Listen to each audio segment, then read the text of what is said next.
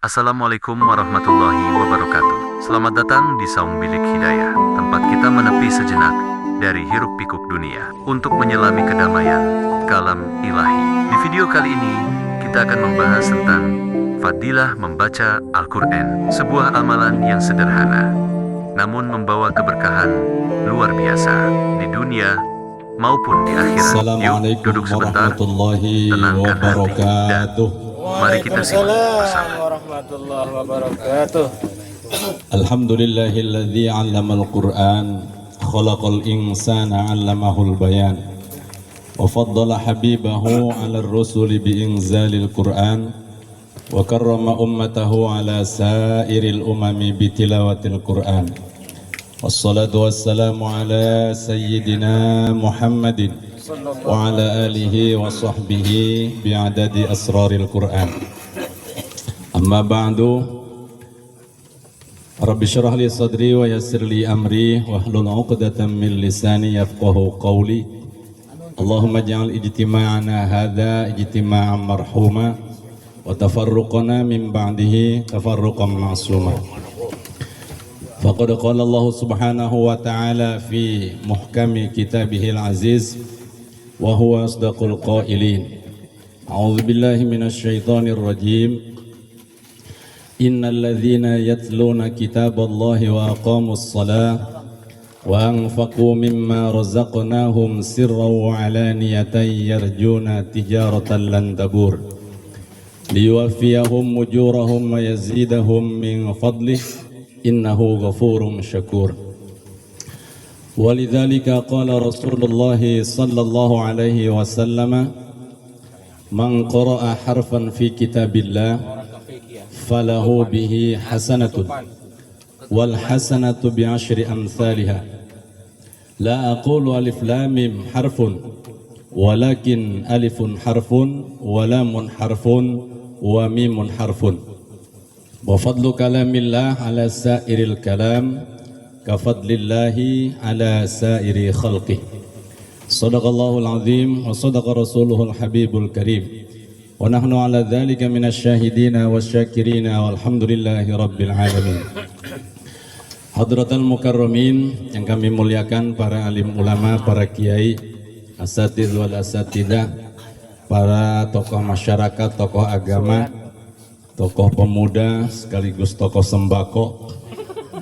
Wabil khusus ila sahibil padepokan anti galau tembus langit, akhina al-mahbub al-Ustadz Khalil Syamun, juga yang kami muliakan Ustadzuna al-Mukarram Kiai Haji Syamhudi Arshim, mata'anallahu bituli hayati, qari'ain atau dua qari yang sudah viral di dunia nyata dan dunia maya, Al-Mukarram Kiai Haji Ahmad Syaikhoni Qomar yang dari Kecamatan Mawuk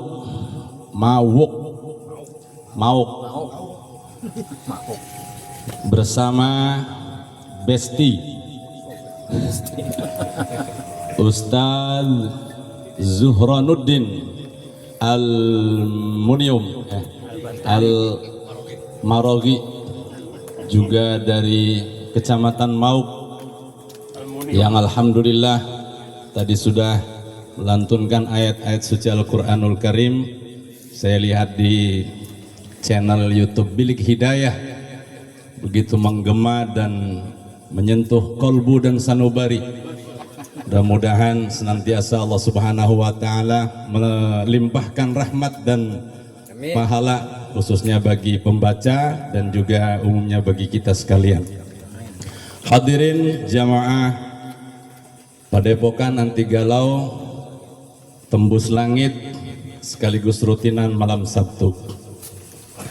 Judul pengajian yang insya Allah akan saya bawakan pada malam hari yang berbahagia ini adalah fadilah membaca Al-Quranul Karim.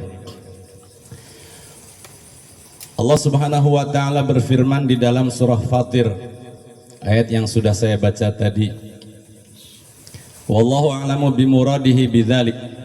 Innal ladzina yatluna kitaballah. Sesungguhnya orang-orang yang membaca kitab Allah yaitu Al-Qur'an, wa aqamus shalah, dan mendirikan salat, wa anfaqu mimma razaqnahum, dan dia mau berinfak, bersedekah dari rizki yang sudah diberikan kepadanya, sebaik itu sir, secara tersembunyi atau secara terang benderang. Yarjuna tijaratan lan tabur, dialah orang yang mengharapkan perniagaan atau bisnis dengan Allah yang tidak akan pernah habis. Betapa besar dan spektakulernya kitab Al-Quran yang diturunkan oleh Allah kepada baginda Nabi untuk umatnya sebagai rahmatan lil alamin, kasih sayang untuk seluruh alam.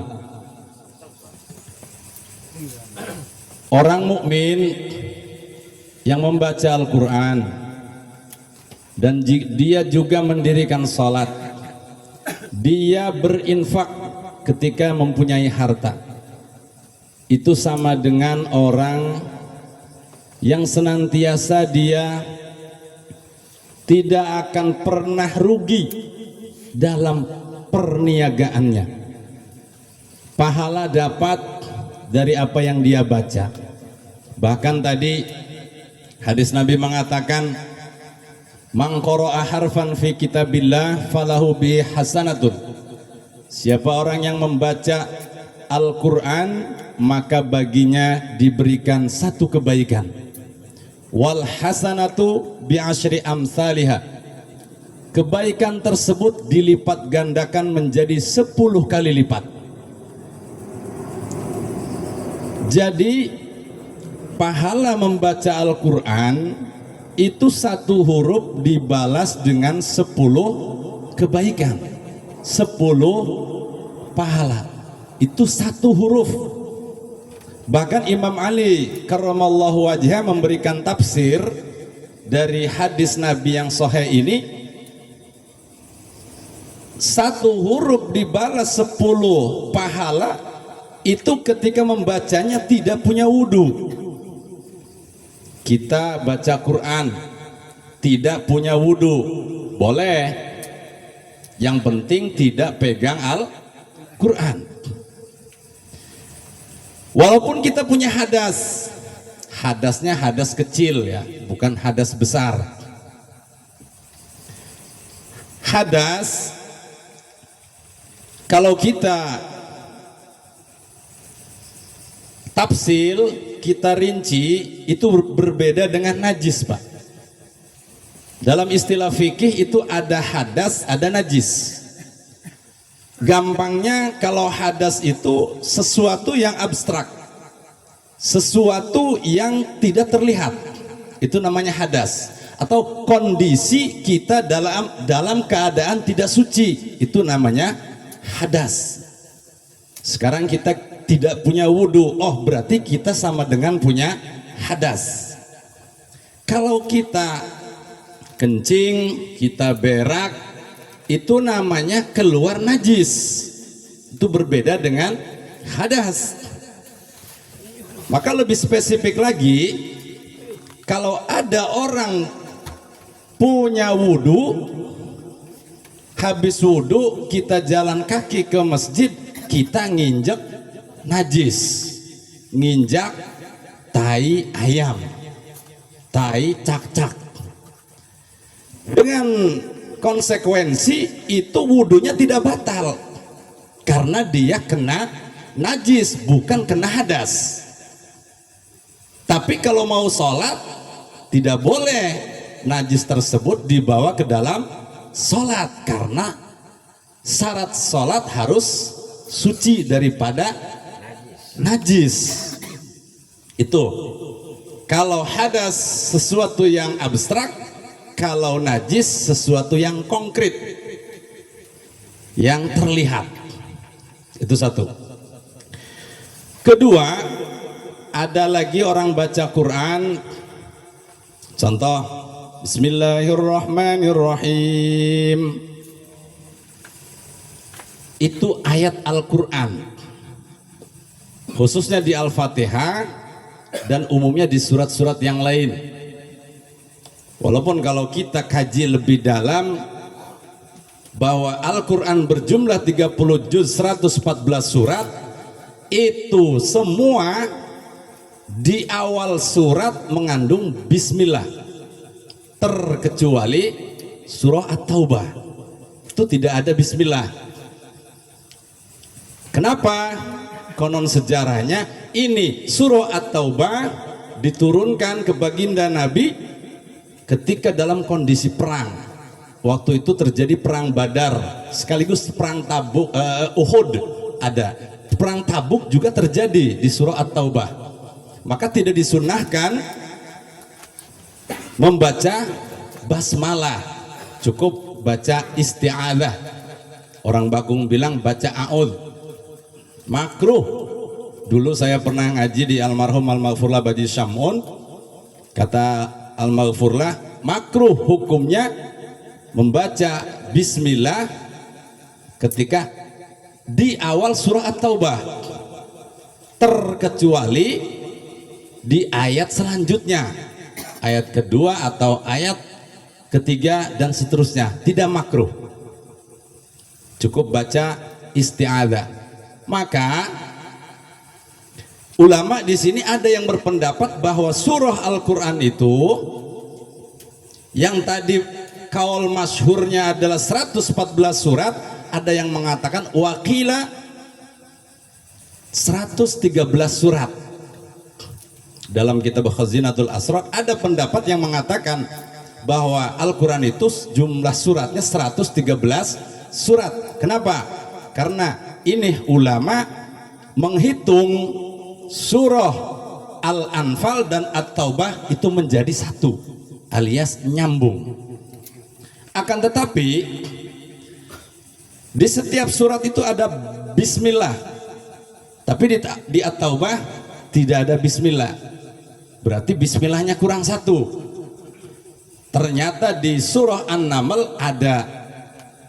Allah ganti juga dengan ayat kisah Nabi Sulaiman dengan Ratu Bilqis, innahu min Sulaimana wa innahu bismillahirrahmanirrahim. Itu kalau tukang wirid buat melet katanya. Allah ta'lu alayya wa'tuni muslimin.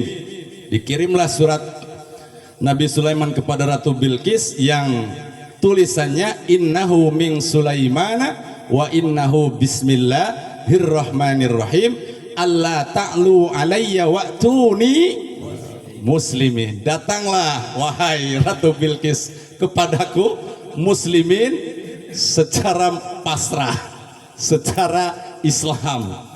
Nah itu sebagian ahli hikmat itu buat menarik rangda.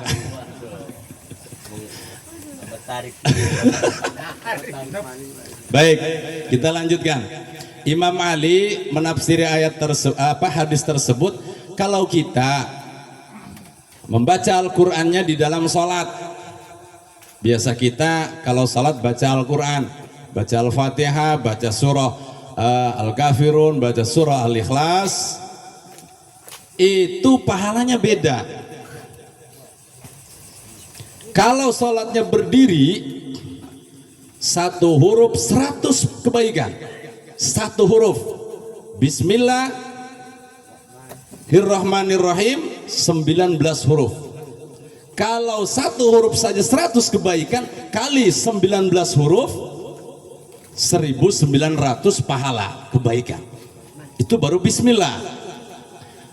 Al-Fatihah waladhdallin 125 huruf kali 100 kebaikan. Kita baca Yasin, Yasin wa ilaihi turja'un 3000 huruf. Saya juga dari Syekh Nawawi dalam tafsir Munir bahwa Yasin itu 3000 huruf. Ya sudahlah, saya percaya saja daripada suruh ngitung. Yasin itu 3000 huruf Kalau baca Yasin, apalagi bacanya di dalam sholat, maka 1 huruf 100 kebaikan. Kalau sholatnya berdiri, kalau sholatnya duduk, beda lagi. Jangan pengen sama dong. Al-ujrah biqadril masyaqqah. Pahala atau upah itu tergantung kepayahan, tergantung tenaga yang dikeluarkan lah. Kalau sholatnya duduk, 1 huruf 50 kebaikan, separoh. Ya jangan pengen sama lah ya.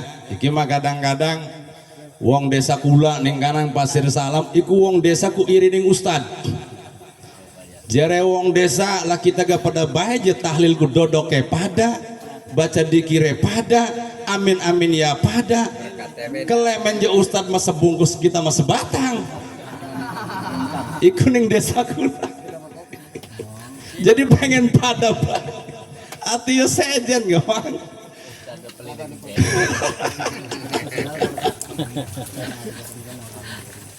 Hana baik gue ya, makanya ya kulama lebih baik wes lamun talil kawis sebatang bae ora apa-apa.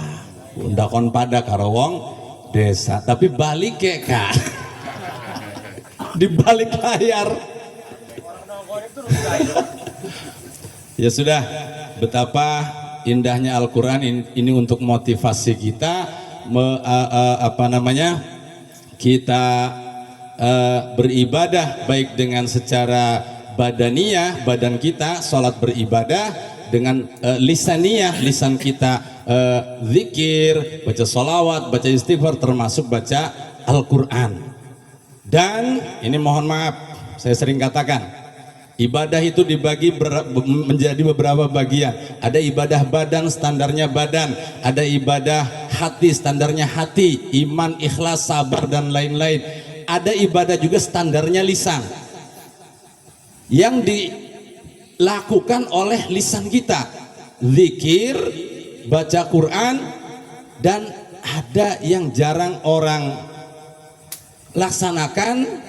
Ibadah lisan itu amar ma'ruf nahi mungkar. Amar ma'ruf nahi mungkar. Amar ma'ruf mengajak kebaikan. Mangyu sholat, mangyu sodakoh, mangyu ngaji. Kalau kita yang ngajak dapat pahala, yang diajak dapat pahala. Kita kasih contoh seorang muadzin. Orang adzan itu sama dengan dia mengajak orang untuk sholat. Ketika yang datang ke masjid ini ada 10 orang, maka muadzin dapat pahala 10 orang tersebut, karena dia amar ma'ruf, mengajak kepada kebaikan. Begitupun kita ngajak ngaji orang. Kalau yang diajak kita ada 10 orang, maka yang 10 orang dapat pahala tersendiri, kita pun dapat tambahan bonus dari ajakan kita mengajak orang untuk kebaikan. Akan tetapi amar ma'ruf dan nahi mungkar ini ayatnya satu, tapi pelaksanaannya berbeda. Kata Allah dalam surah Ali Imran, wal takum minkum ummatu yad'una ilal khairi wa ya'muruna bil ma'ruf wa yanhauna 'anil munkar wa ulaika humul muflihun. Hendaklah di antara kamu ada seorang umat yang mengajak kepada kebaikan dan mencegah kemungkaran. Ayatnya sama, pelaksanaannya berbeda. Kenapa? Amar ma'ruf tidak ada resiko. Ngajak orang, mangyu salat, syukur gelem salat. Mangyu pengajian, syukur gelem ngaji. Orang gelem salat, orang gelem ngaji, urusan masing-masing. Tapi nahi mungkar ini jarang orang mau. Kenapa? Nahi mungkar mengandung resiko. Mang aja main slot, mang aja ngadu ayam, daripada duit guna main mending guna kepentingan keluarga. Jare sing main jawab duit reang, sing main reang ning tempat reang, arpa pasira ikut campur kempesi siran dasar bisa balik. Kita dimarahi, Pak.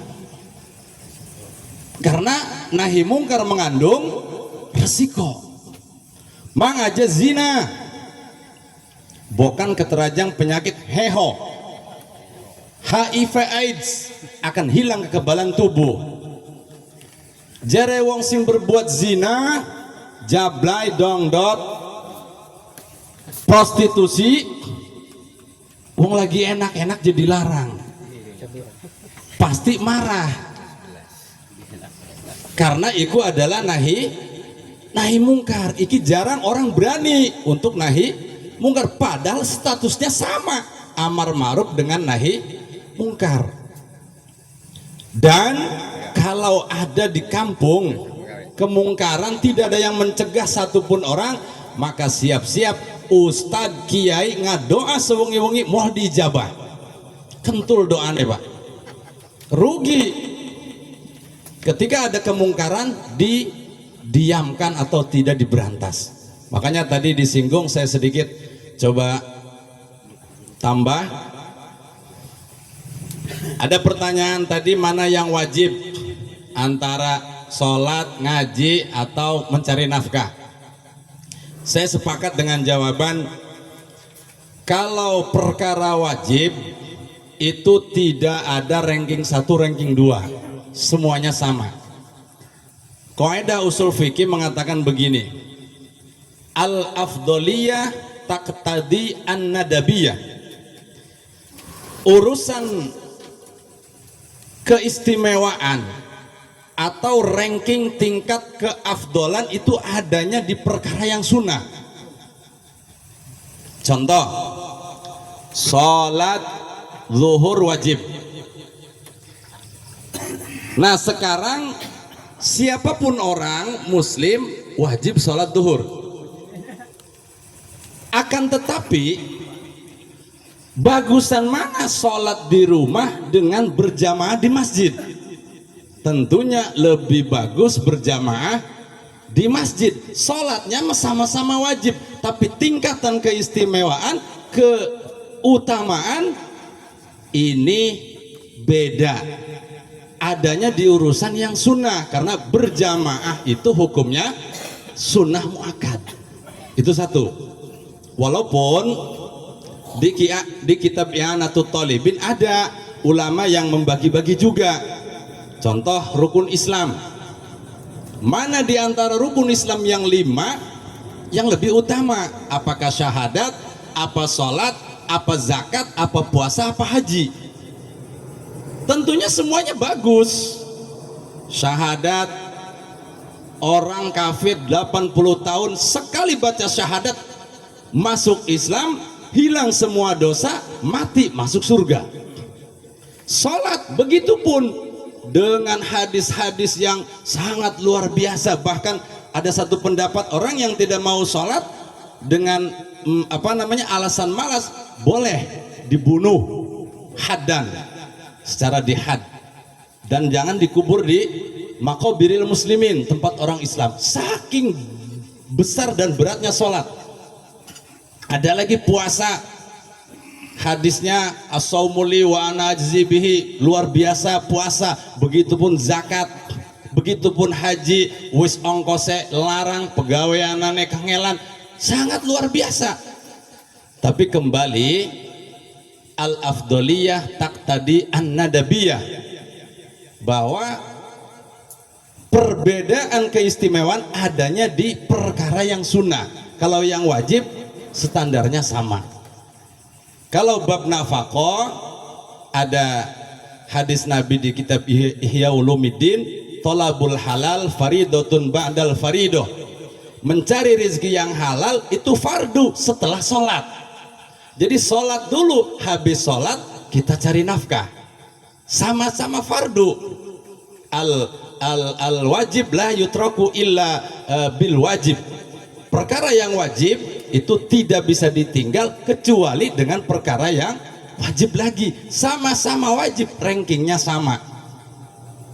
Jadi jangan sampai perkara yang wajib ditinggal gara-gara perkara sunnah. Mana sholat wajib, sodakoh sunnah, atau zakat wajib, sodakoh sunnah. Ini orang wajib zakat 1 ton dapat panen padi, dia nggak mau keluarin tuh zakat 10%. Al wajib la yutraku illa bil wajib. Perkara yang wajib tidak bisa ditinggal kecuali dengan perkara yang wajib lagi. Kita wajib sholat, wajib. Kita punya keluarga, wajib nafkah. Maka tadi kaidahnya talabul halal faridatun ba'dal faridah. Jangan sampai perkara yang wajib ditinggalkan gara-gara perkara yang sunnah. Ini batal. Orang punya harta, jadi petani, dapat panen padi 1 ton, wajib zakat 10% atau 1 kintal. Dia nggak mau keluarin itu 1 kintal dengan alasan sayang, modal gede, tenaga, capek. Akhirnya dia keluarin aja tuh sedekah 1 liter 2 liter. Nah ini namanya dia mengerjakan perkara yang sunnah tapi meninggalkan perkara yang wajib. Itu tidak sah alias batal, pahalanya tidak ada. Contoh di bab sholat, perkara yang wajib tidak boleh ditinggal gara-gara perkara sunnah. Sholat duhur 4 rakaat, ketika kita tahiyat awal di rakaat kedua kita lupa, akhirnya kita berdiri.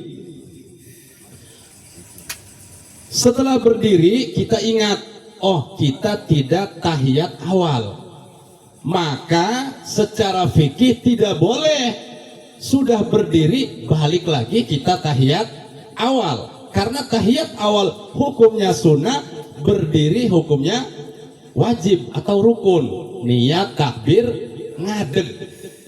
Kalau kita sudah berdiri lalu ingat tidak tahiyat awal, kita balik lagi untuk mengejar tahiyat awal, maka sholatnya batal. Namanya mengejar perkara yang sunnah, meninggalkan perkara yang wajib. Begitupun dengan doa kunut. Kita sholat subuh harusnya doa kunut secara mazhab Syafi'i. Kita lupa nggak doa kunut, langsung sujud.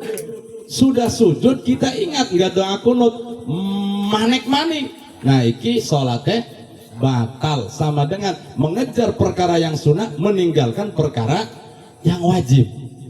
Bab ziarah, kita punya orang tua, wajib kita birrul walidain. Yang hidup kita hormati, kita bakti, yang sudah mati kita ziarahi. Kadang-kadang kita kebalik, rajin ziarah wali songo keliling Banten, mencari berkah aulia dan solihin, tapi ke kuburan orang tua jarang kita ziarah. Nah ini meninggalkan perkara yang wajib, mengejar perkara yang sunnah. Ini enggak jadi. Yang baik, iya, perkara yang wajib kita kerjakan, yang sunnah kita kerjakan. Wong tua iya ziarahi, wali songo kita ziarahi. Itu yang baik. Mudah-mudahan sekilas tentang fadilah Al-Quran dan juga birrul walidain bermanfaat dan bisa diamalkan. Yang benar dari Allah dan Rasulnya, yang salah dari kebodohan dan nafsu saya pribadi. Khudh ma safa wa da'ma kadar, kawah dalabai wa dawalai sandai, wa syadda ila uyadai lilabai. I say goodbye. Wassalamualaikum warahmatullahi wabarakatuh. Waalaikumsalam.